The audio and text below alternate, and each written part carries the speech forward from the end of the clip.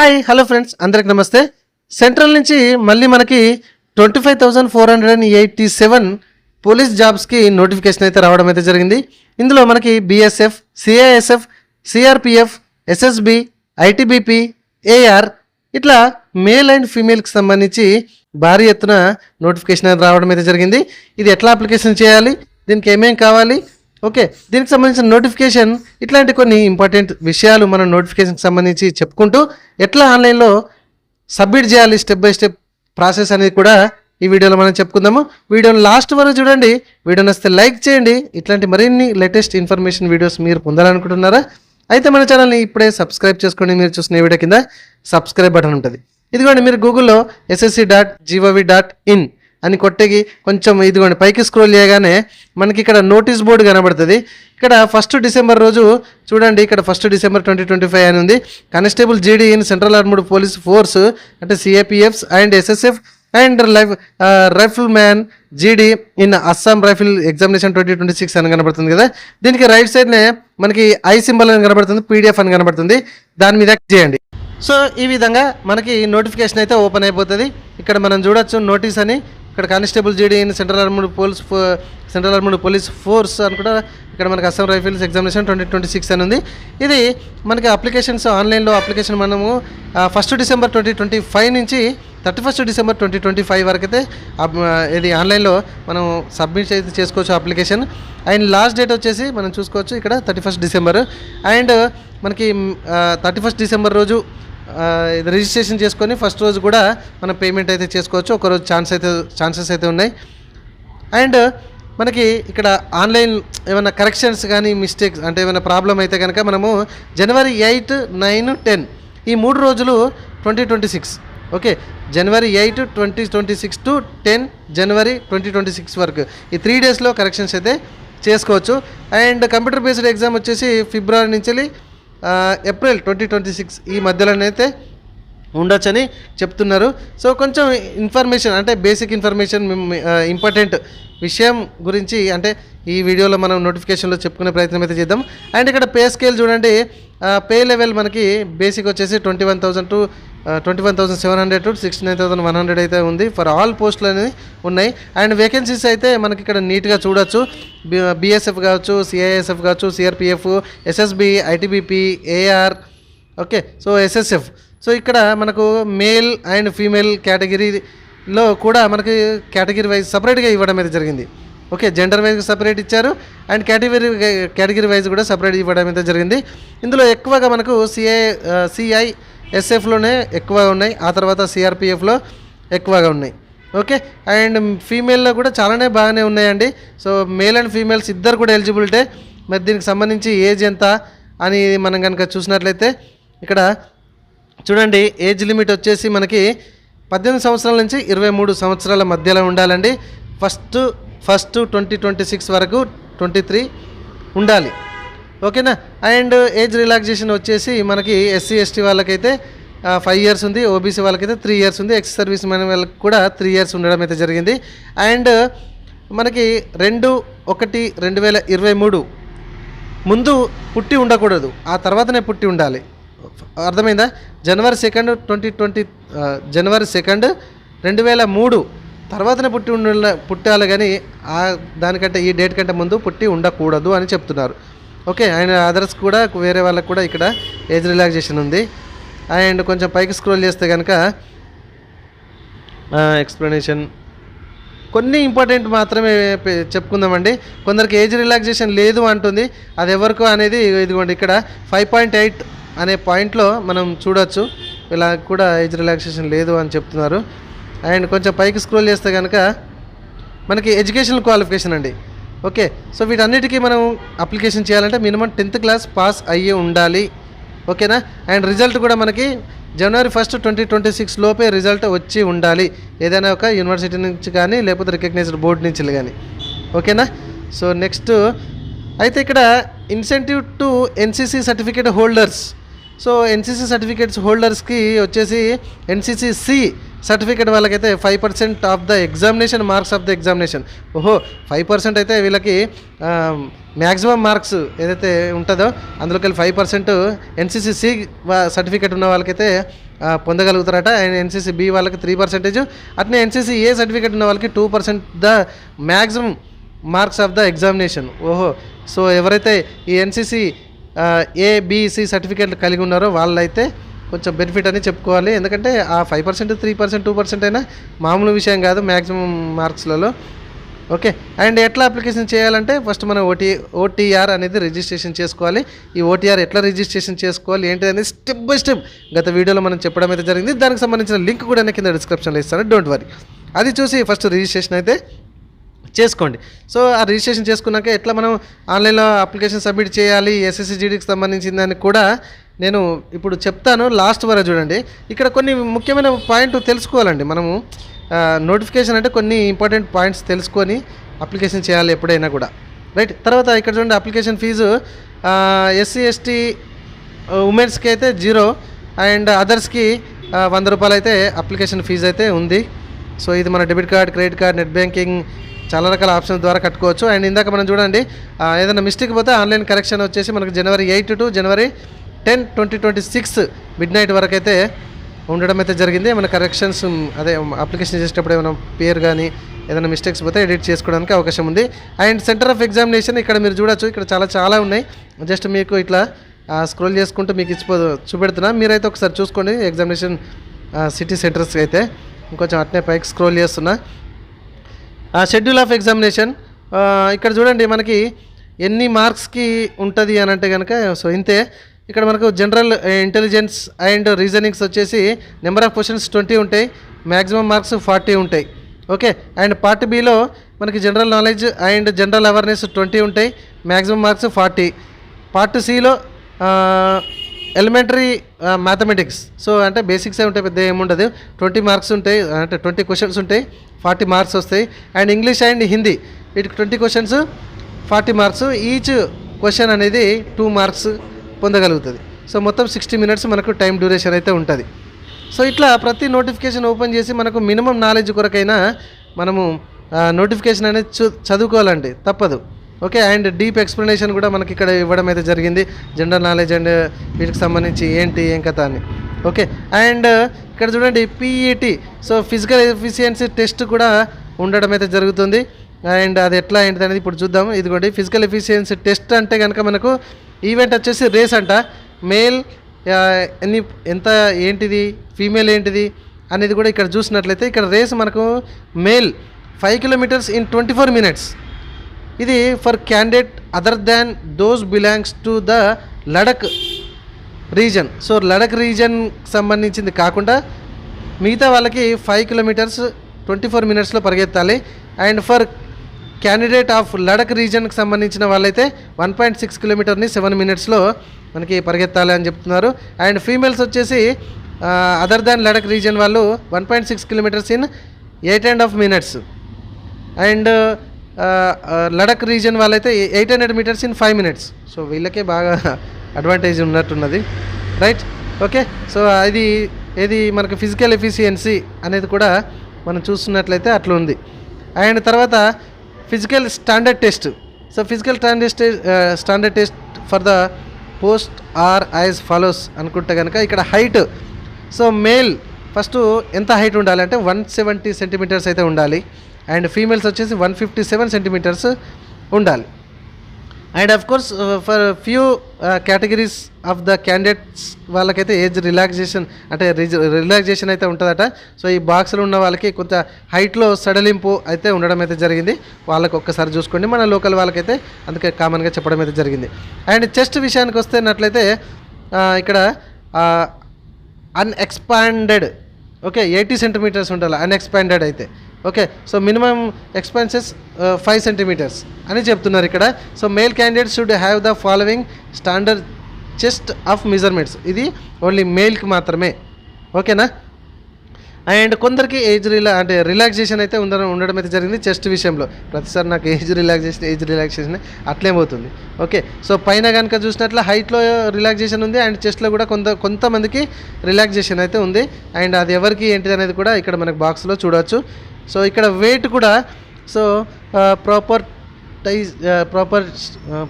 ఇదేంటిదండి, proportionate to height and age as per medical standards ప్రకారం అయితే proper wait అయితే ఉండడం అయితే జరుగుతుంది. సో రీసెంట్గా నా దగ్గరికి అప్లై చేసే ఒక అబ్బాయి వెయిట్లో వేయడండి మొన్న రీసెంట్గా. సో అన్ని ఈవెంట్స్ క్వాలిఫై అయినట్టుగా సర్టిఫికేట్ అయితే ఇవ్వడం అయితే జరిగింది. జస్ట్ వెయిట్ 83 kgs ఉన్నాడంట. సో పక్కన వచ్చేసాడు పాపం పిల్లగాడు. వాళ్ళ అన్న లెక్కనే సెట్ అవుతుండే. వాళ్ళ అన్ననేమో పోస్ట్ ఆఫీస్లో జాబ్ వచ్చేసింది, ఇతను ఇక్కడ. సో అన్నీ ఏమున్నా సుతా పిల్లగాళ్ళు ఇద్దరు మన దగ్గరికి వచ్చి అప్లికేషన్ చేసుకుంటారు. Okay, and medical examination and document verification కూడా దీన్ని నేను ఎక్కువ ఎక్స్ప్లెయిన్ చేయను, ఇక్కడ మీరే చూసుకోవచ్చు. ఎందుకంటే ఇప్పటికే బాగా లేట్ అయిపోయింది. ఇంకా కొంత చూద్దాం ఏదైనా ఇంపార్టెంట్ ఉన్నది అని అంటే కనుక. అండ్ మనకి ఎగ్జామ్ రాసేటప్పుడు కానీ లేకపోతే వెరిఫికేషన్ అప్పుడు కానీ ఇక్కడ ఓటర్ ఐడి కానీ, డ్రైవింగ్ లైసెన్స్ కానీ, పాన్ కార్డ్ కానీ, పాస్పోర్ట్ కానీ, ఎంప్లాయ్మెంట్ ఐడి కానీ, గవర్నమెంట్ సర్వీస్ అయితే ఎంప్లాయ్మెంట్ ఐడి కానీ, ex service men discharge book కానీ వాళ్ళకు లాస్ట్ 2 పాయింట్స్ అయితే వాళ్ళకు ఇవైతే మనకు ఐడి ప్రూఫ్ ప్రకారంగా తీసుకెళ్ళచ్చు అని చెప్తున్నారు. And mode of selection. So selection process అయితే ఇట్లా ఉంది. సో యూఆర్లో 30%, ఓబీసీ అండ్ ఈడబ్ల్యూఎస్లో 25%, and all other categories 20%, 30%, 30, 55, 75, so 75%. Of course ఇక్కడ ఎన్సీసీ కేటగిరీకి సంబంధించింది కూడా ఇట్లా సెలెక్షన్ అయితే చేస్తానండి. ఒకవేళ టై అయితే కనుక ఇక్కడ మనకు రిజల్యూషన్ ఆఫ్ టై కేసెస్ ఎట్లా మనం తీసుకుంటారంటే కనుక ఇక్కడ marks in part A and part B, marks in part B, part C, date of birth with older candidates placed higher and alphabetically order of names of the candidate. So ఒకవేళ tie అయితే కనుక వీటి ద్వారా మనకు selection అయితే చేయడం అయితే జరుగుతుందని చెప్తున్నారు. ఓకే, సో ఇంకా ఇంపార్టెంట్ దీనిలో ఉండేది ఎట్లా అంటే కనుక అండ్ ఇక్కడ మనకు అప్లికేషన్ ప్రాసెస్ కూడా ఇవ్వడం అయితే జరిగింది, ఎట్లా ఏంటిది అనేది. సో ఒక్కసారి ఎక్స్ప్లెయిన్ చేసే ప్రయత్నం అయితే చేస్తాను. వీడియోని లాస్ట్ వరకు చూడండి, నచ్చితే లైక్ చేయండి. ఇట్లాంటి మరిన్ని అప్డేట్ వీడియోస్ కోసం మన ఛానల్ని సబ్స్క్రైబ్ చేయడం మాత్రం మర్చిపోకండి. ఓకే, ఇదిగోండి వెబ్సైట్ లింక్ నేను కింద డిస్క్రిప్షన్లో ఇస్తాను. ఈ విధంగా రావడం అయితే జరుగుతుంది. ఇక్కడ మనకు లాగిన్ అండ్ రిజిస్టర్ అని కనబడుతుంది కదా, ఇది బ్లర్ ఉంది యాక్చువల్గా. స్క్రీన్ షాట్స్ ఇవన్నీ వన్ టైం రిజిస్ట్రేషన్ కోసం మీకు చూపించడం అయితే జరుగుతుంది. సో క్యాండిడేట్ అయితే ఇక్కడ మనకు రిజిస్టర్డ్ నవ్ అని కనబడుతుంది కదా, సో లాస్ట్కి so new user register now అని. సో దాని మీద క్లిక్ చేయాలి. ఆల్రెడీ మీకు వన్ టైం రిజిస్ట్రేషన్ ఉన్న వాళ్ళు వాళ్ళ యొక్క ఏది రిజిస్ట్రేషన్ నెంబర్ కానీ, పాస్వర్డ్ కానీ, ఆ క్యాప్చా కానీ ఎంట్రీ చేసి లాగిన్ మీద క్లిక్ చేయండి ఉన్నవాళ్ళు. లేని వాళ్ళు ఫస్ట్ టైం వాళ్ళు అయితే ఇక్కడ లాస్ట్కి న్యూ యూజర్ రిజిస్టర్ నవ్ మీద క్లిక్ చేయండి. ఓకే, సో ఈ విధంగా రావడం అయితే జరుగుతుంది. వన్ టైం రిజిస్ట్రేషన్ ఇక్కడ కంటిన్యూ మీద బటన్ ఉంటుంది, సో దాని మీద అయితే క్లిక్ చేయండి. ఓకే, సో నెక్స్ట్ ఈ విధంగా రావడం అయితే జరుగుతుంది. ఇక్కడ పర్సనల్ ఇన్ఫర్మేషన్ అయితే ఇవ్వాల్సి ఉంటుంది. ఇక్కడ do you have Aadhaar number అని అడుగుతుంది. ఓకే, సో ఆల్రెడీ ఏది వన్ టైం రిజిస్ట్రేషన్ ఎట్లా చేయాలనేది నోటిఫికేషన్లో అంటే మన వీడియో సెక్షన్లో వీడియో చేసి పెట్టడం అయితే జరిగింది, చూడండి. అండ్ ఒకవేళ మీకు అర్థం కాకపోతే ఇక్కడ కూడా ఉన్నది అని నేను చెప్తున్నాను. అండ్ మన డైరెక్ట్ అయితే వెళ్ళిపోవచ్చు. ఓకే, సో ఈ విధంగా ఒక్కొక్క స్టెప్ మీరు రిజిస్ట్రేషన్ పర్పస్లో చూడండి. మన వీడియో కూడా చూడండి, అయినా కూడా అర్థం కాకపోతే ఇక్కడ మీరు వెళ్ళండి, ఇక్కడ నుంచే వచ్చేసేయండి. సో ఇక్కడ వన్ టైం రిజిస్ట్రేషన్ చేసుకున్న తర్వాత మీకు లాగిన్ అయిన తర్వాత ఇక్కడ నుంచి ఒక్కొక్క స్టెప్ ఉంటుంది. సో లాగిన్ అయిన తర్వాత మీరు వన్ టైం రిజిస్ట్రేషన్ చేసుకున్నారు కదా, ఇక్కడ ఫిల్ ఫామ్ అని కనబడుతుంది కదా, సో దాని మీద క్లిక్ చేయండి. ఓకే, సో ఫిల్ ఫామ్ మీద క్లిక్ చేస్తే ఆల్రెడీ కొన్ని డీటెయిల్స్ మీ వస్తూ ఉంటాయి. సో అట్నే కిందికి స్క్రోల్ చేస్తూ ఉండండి. కిందికి స్క్రోల్ చేసి ఇక్కడ నెక్స్ట్ అనే ఆప్షన్ ఉంది కదా, ఓకే, సో దాని మీద అయితే క్లిక్ చేయండి. క్లిక్ చేస్తే మనకి ఈ పేజ్కి అయితే రావడం అయితే జరుగుతుంది. ఇక్కడ ఒకసారి ఎడ్యుకేషన్ క్వాలిఫికేషన్ అని అడుగుతుంది. ఈ ఎడ్యుకేషన్ క్వాలిఫికేషన్లో మీరు మీ క్వాలిఫికేషన్ ఎంతవరకు ఉన్నదో అంతవరకు సెలెక్షన్ చేసుకోవచ్చు. మినిమం 10th అయితే 10th పెట్టుకోవచ్చు. అది పాస్ అయితే ఏ ఇయర్లో పాస్ అయ్యారు, ఏ స్టేట్ నుంచి పాస్ అయ్యారు, ఆ నేమ్ ఆఫ్ ద బోర్డ్ ఏంటిది, ఆ రూల్ నెంబర్ ఏంది, ఓకే, అది CGPAనా లేకపోతే మీకు మార్క్స్ అంటే పర్సంటేజ్లోనా, అట్లా ఎంట్రీ చేసేసి మీ క్వాలిఫికేషన్ డీటెయిల్స్ ఇక్కడ సేవ్ అండ్ నెక్స్ట్ అని కనబడుతుంది కదా, మళ్ళీ దాని మీద క్లిక్ చేయండి. ఓకే, ఈ పేజ్కి అయితే రావడం అయితే జరుగుతుంది. ఇక్కడ అడిషనల్ ఇన్ఫర్మేషన్ కొంత ఇవ్వాలి. Whether you are and ex service man అని అడుగుతుంది. ఆర్మ్డ్ ఫోర్స్లో మీరు ఏమైనా ఎక్స్ సర్వీస్ మ్యాన్ అడుగుతుంది 21 పాయింట్లో. సో ఎస్ అయితే కనుక ఆ డీటెయిల్స్ అన్నీ కూడా ఎంటర్ చేయాలి. డేట్ ఆఫ్ జాయినింగ్, ఆర్మ్డ్ ఫోర్స్లో ఎప్పుడు ఏంటిది అన్నీ కొద్దిగా ఇన్ఫర్మేషన్ అయితే మీరు ఎంట్రీ చేయాలి. And date of discharge, length of services అది ఎస్ అయితేనే, నో అయితే ఏం అడగదండి. ఓకే, తర్వాత have you already joined in civil post by availing the benefits. మనకు అసలు జాబ్ లేనప్పుడు ఇవన్నీ నో పెట్టుకుంటే సరిపోతుందండి, చాలా సింపుల్. ఉన్న వాళ్ళకే అవన్నీ అడుగుతుంది. అండ్ 22 పాయింట్లో ఏజ్ రిలాక్సేషన్ అని అడుగుతుంది. సో ఏజ్ రిలాక్సేషన్లో మీరు 22 పాయింట్లో whether the seeking age relaxation. So age రిలాక్సేషన్లో మీరు అప్లికేషన్ చేసినట్లయితే ఎస్ పెడితే ఆ 22.1లో if yes age relaxation code అనేది దాని మీద క్లిక్ చేయండి, మీ యొక్క రిజర్వేషన్ అయితే వస్తుంది. ఓకే, సారీ, మీ కేటగిరీ అయితే వస్తుంది. అది సెలెక్షన్ చేసుకోండి. ఒకవేళ నో అయితే కనుక డైరెక్ట్ వెళ్ళిపోవచ్చు. ఓకేనా. సో తర్వాత 23 పాయింట్లో do you want to make your personal information avail అంటే ఇది ఎస్ పెట్టాలండి ప్రతి ఒక్కరు కూడా, ఎందుకంటే ఇన్ఫర్మేషన్ ఇవ్వడానికి మనకి ఎటువంటి అభ్యంతరం లేదు కాబట్టి ఎస్ పెట్టేసి సేవ్ అండ్ నెక్స్ట్ మీద క్లిక్ చేయండి.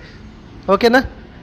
సో ఫస్ట్ మీరు వన్ టైం రిజిస్ట్రేషన్ చేసుకోండి. వన్ టైం రిజిస్ట్రేషన్ చేసుకున్న తర్వాతనే ఇదంతా ఉంటుంది. వన్ టైం రిజిస్ట్రేషన్ ప్రాసెస్కి సంబంధించిన వెబ్సైట్ లింక్ నేను కింద డిస్క్రిప్షన్లో ఇస్తాను, అక్కడి నుంచి అయితే చూడండి. తర్వాత అడిషనల్ ఇన్ఫర్మేషన్. ఓకే, ఇక్కడ అడిషనల్ ఇన్ఫర్మేషన్లో చూడండి, ఇక్కడ preference of examination cities. So 1, 2, 3 so 3 examination city centre మీ దగ్గర ఉన్న సిటీ సెంటర్స్ అయితే మీరు సెలెక్షన్ చేసుకోండి. సో 25 పాయింట్లో medium of computer based exam. Okay, మీరు తెలుగులో రాస్తారా, ఇంగ్లీష్లో రాస్తారా, ఉర్దూలో రాస్తారా, హిందీలో రాస్తారా అనేది చూజ్ చేసుకోండి. ఓకే, సో అదేవిధంగా సేమ్ మళ్ళీ వెరిఫై చేసుకోవాలి. సేమ్ మీరు ఎగ్జామ్ ఎందులో రాస్తారు అనేది మళ్ళీ ఒకసారి వెరిఫికేషన్ చేసుకోవాలి. Okay, so RA national cadet corps NCC అని అడుగుతుంది. సో ఇందాక మనం చెప్పుకున్నాం నోటిఫికేషన్లో, ఎన్సీసీ కనుక సర్టిఫికేట్ ఉంటే ఏబీసీ, అది ఎస్ అంటే కనుక ఆ type of the NCC certificate అని 2 సార్లు మనం ఎంట్రీ చేసి కన్ఫర్మేషన్ అయితే చేసుకోవాలి. అది ఉన్న వాళ్ళకి ఇందాక ఎంత పర్సెంటేజ్ ఆఫ్ మ్యాక్సిమం మార్క్స్లో పొందగలుగుతారు అనేది ఇందాక మనం చూసుకున్నాం, వాళ్ళకి చాలా అడ్వాంటేజ్. తర్వాత 27 పాయింట్లో do you participated in any games sports at the district level కానీ స్టేట్ లెవెల్ కానీ నేషనల్ ఇంటర్నేషనల్ లెవెల్లో పార్టిసిపేట్ అయ్యారా స్పోర్ట్స్లో కానీ గేమ్స్లో కానీ అడుగుతుంది.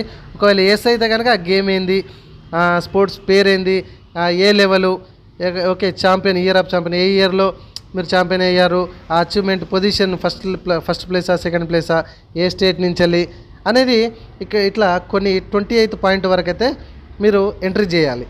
ఓకేనా. అండ్ 29th పాయింట్లో డొమిసైల్ అనేది ఉంటుంది. ఓకే, డొమిసైల్ అంటే నివాసం అంటే మన state. Okay, so district. Okay, so district అనేది సెలెక్షన్ చేసుకోవాలి, డొమిసైల్ అనేది. తర్వాత అక్కడ అంటే డిస్టిక్ అడిగితే డిస్టిక్ సెలెక్షన్ చేసుకోండి. డొమిసైల్ అంటే మొత్తానికైతే మన స్టేట్ కావచ్చు, లేకపోతే మన డిస్టిక్ కావచ్చు, రైట్. తర్వాత 30 పాయింట్లో have you migrated from the state UT of your origin to state of your domicile. Okay, so మీరు కనుక ఆ యూటీ నుంచి వేరే కాడికి మైగ్రేట్ అయ్యి వెళ్ళిపోయారా అంటే వలస వెళ్ళారా అని అడుగుతుంది. సో ఎస్ అంటే కనుక డీటెయిల్స్ అన్నీ కూడా ఫిలప్ చేయాలి. మన తెలంగాణ స్టేట్ ఆంధ్రప్రదేశ్ వాళ్ళైతే ఎక్కువ ఏమి ఉండరు, సో నో పెట్టేసుకోండి. ఒకవేళ ఉన్న వాళ్ళు అయితే పెట్టేసుకోండి.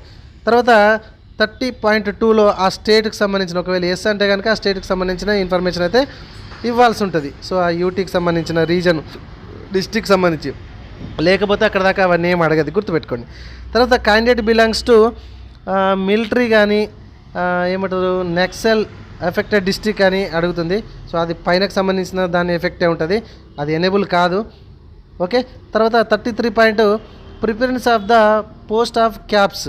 ఇక్కడ 1, 2, 3, 4, 5, 6, 7 ఉన్నాయి. మనకు బీఎస్ఎఫ్ కావచ్చు, సిఐఎస్ఎఫ్ కావచ్చు, సిఆర్పిఎఫ్ కావచ్చు, ఎస్ఎస్బి కావచ్చు, ఐటీబీపీ కావచ్చు, ఏఆర్ కావచ్చు.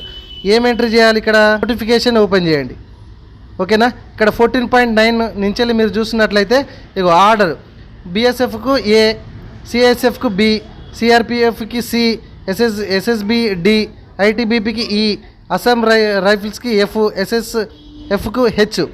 సో ఏ పోస్ట్లో ఎక్కువ జాబ్స్ ఉన్నాయని మీరు తెలిస్తే మీరు ఇక్కడ ఆ ప్రిఫరెన్స్కి సంబంధించి కన్ఫర్మేషన్ 2 సార్లు ఎంట్రీ చేసేసి మీకు ఇక్కడ సేవ్ అండ్ నెక్స్ట్కి వెళ్ళొచ్చు. అండ్ పోస్ట్ డీటెయిల్స్ కూడా ఇక్కడ క్లిక్ చేస్తే కనబడతాయి మీకు. Clear, right. So save and next మీదకి వచ్చినారు కదా, ఈ విధంగా వస్తుంది. ఇక్కడ అస్సలు ముచ్చట చాలామందికి అర్థం కాదు, అర్థమవుతలేదు అని అంటున్నారు. అయితే ఇక్కడ ఈ క్యూఆర్ కోడ్ ఉంది కదా, ఈ క్యూఆర్ కోడ్ని స్కాన్ చేయండి. మనకి ఈ ఎస్ఎస్సి స్టాఫ్ సెలక్షన్ కమిషన్కి సంబంధించిన యాప్ ఉంటుంది, ప్లేస్టోర్ నుంచి డౌన్లోడ్ చేసుకోండి. ఇందాక మీరు ఇన్స్టాల్ చేసిన తర్వాత రిజిస్ట్రేషన్ నెంబర్ పాస్వర్డ్ ఏదైతే సెట్ చేసుకున్నారో వన్ టైం రిజిస్ట్రేషన్ అప్పుడు అది మీరు ఎంట్రీ చేసేసి మీకు ఎంట్రీ చేసిన తర్వాత నెక్స్ట్ అనుకుంటూ రావాలా. సో దీనికి సంబంధించింది కూడా యాప్ ఎట్లా యూజ్ చేయాలి, లైవ్ ఫోటో ఎట్లా తీయాలనేది కూడా వీడియో సెక్షన్లో పెట్టడం అయితే జరిగింది. One time registration and live photo ఎట్లా తీయాలని రెండుకి సంబంధించిన లింక్స్ కింద డిస్క్రిప్షన్లో ఇస్తాను. ఓకేనా?